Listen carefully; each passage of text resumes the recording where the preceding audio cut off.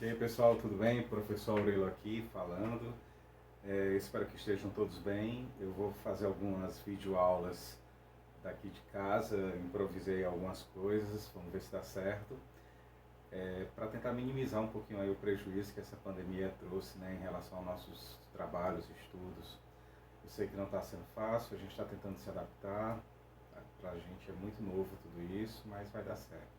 Espero que vocês resumam cada aula no caderno, beleza? E a gente depois confere aí essas anotações. Em relação à sociologia, eu trouxe hoje a Declaração Universal dos Direitos Humanos para a gente conversar.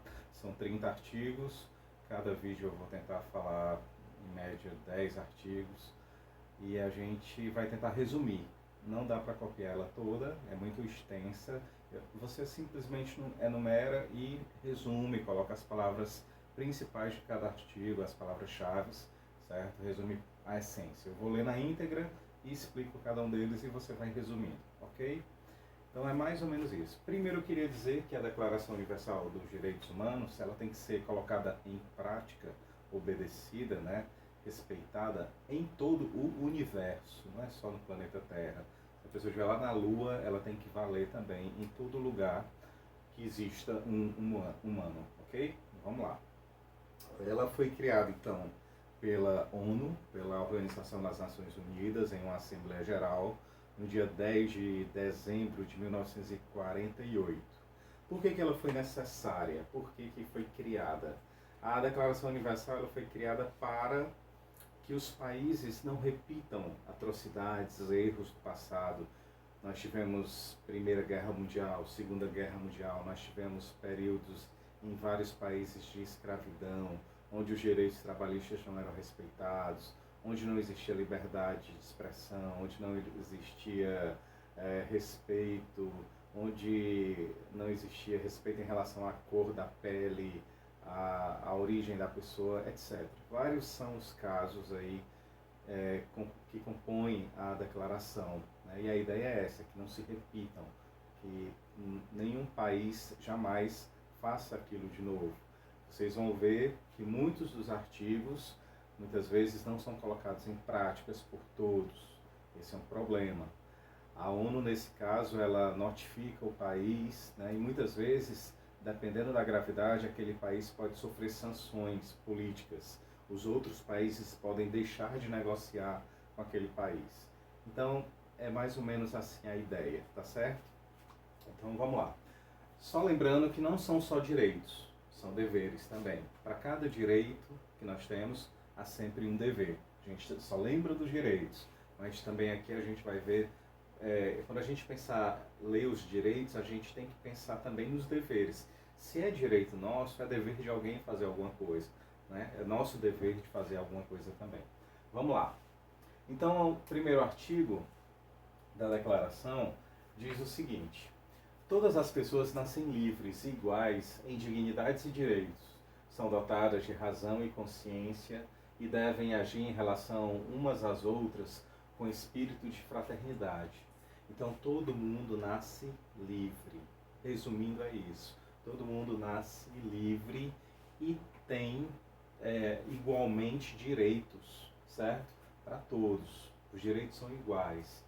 Nós não podemos, por exemplo, aqui imaginar a pessoa viver em cárcere privado, né, em casa, os pais sem deixarem sair, ou o marido sem deixar a mulher sair. Isso não pode, todos nascem livres, somos livres para fazer o que quisermos, né? Assim, temos direitos e deveres que devem ser respeitados, ok? Vamos lá.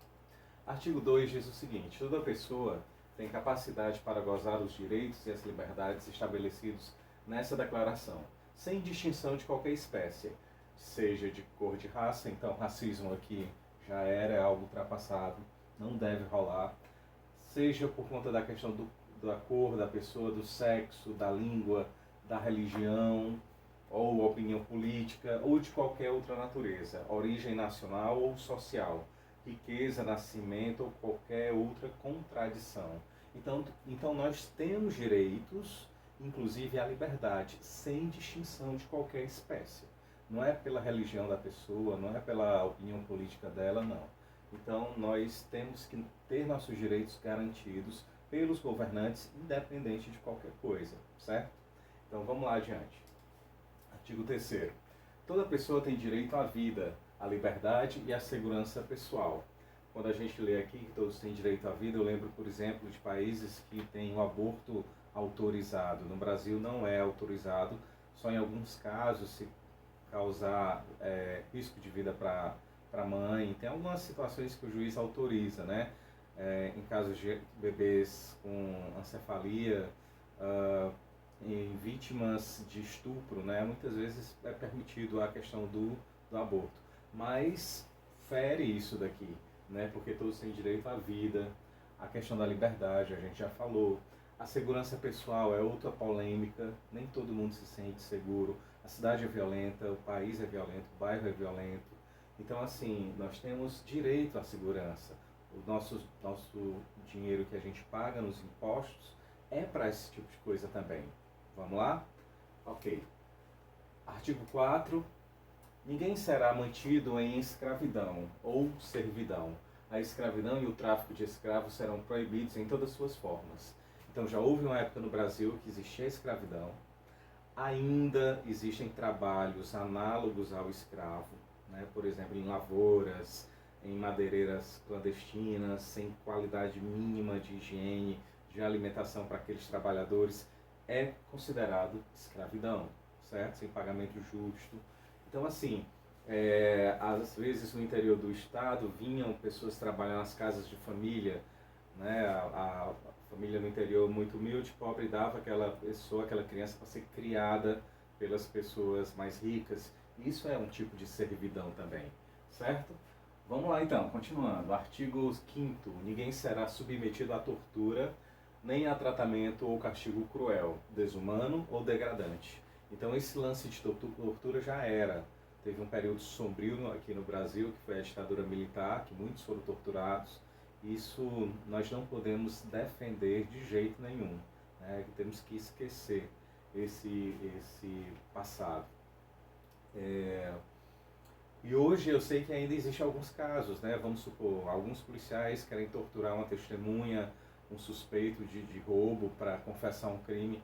Também não é bem assim que deve ser feito, sem nenhum tipo de tortura, beleza?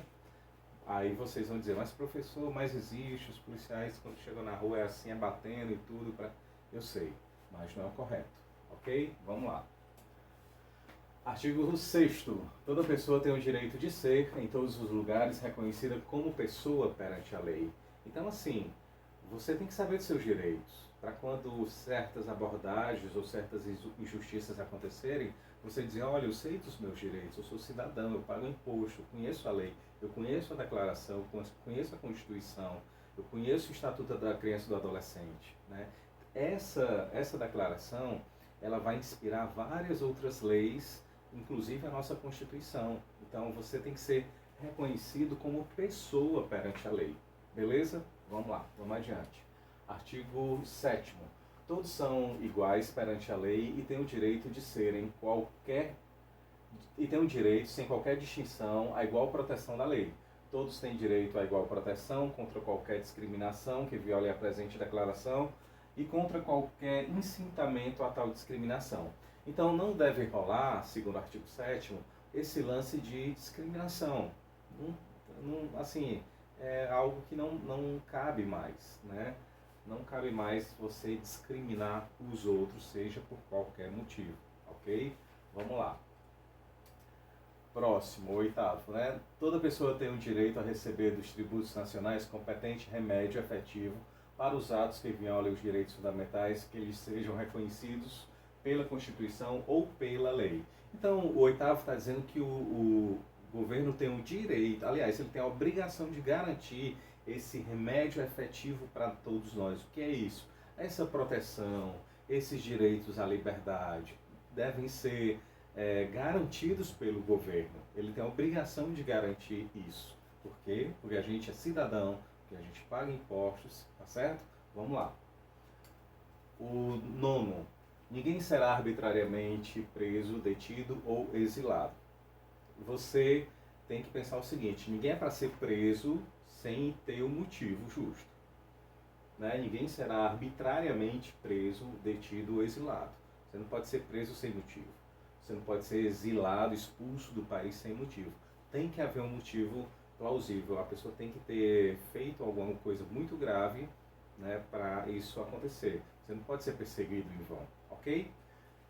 10º artigo diz o seguinte: toda pessoa tem o direito, em plena igualdade, a uma audiência justa, pública, por parte de um tribunal, independentemente imparcial, para decidir de seus direitos e deveres, do fundamento de qualquer acusação criminal contra ele. Então, vamos supor, se a pessoa foi condenada, ela tem direito a um julgamento justo, tem que ser um juiz imparcial, certo?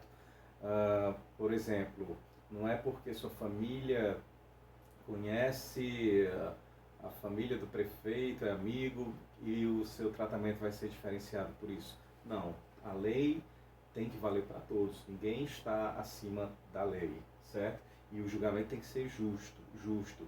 Não é o rico vai ter prioridade e o pobre não vai ter, não. O juiz tem que ser neutro nessa hora do julgamento, beleza? O 11º, vou ler só ele, a gente encerra aqui essa aula por hoje e depois a gente continua os outros. Toda pessoa acusada de um ato delituoso tem o direito de ser presumida inocente até que a sua culpabilidade tenha sido provada de acordo com a lei, em julgamento público, no qual tenham sido asseguradas todas as garantias necessárias à sua defesa. Ninguém poderá ser culpado por qualquer ação ou omissão que, no momento da ação, não constituía um delito perante o direito nacional ou internacional. Tampouco será imposta pena mais forte do que aquela que, no momento da prática, era aplicável ao ato delituoso. Então, resumindo o 11º, todo mundo é inocente até que se prove o contrário. E se for provado que a pessoa é culpada, a pena tem que ser uma pena justa, ok? Nem mais nem menos, uma pena justa, de acordo com o que a lei diz. Beleza? Então, é isso daí, a gente continua na próxima aula. Valeu!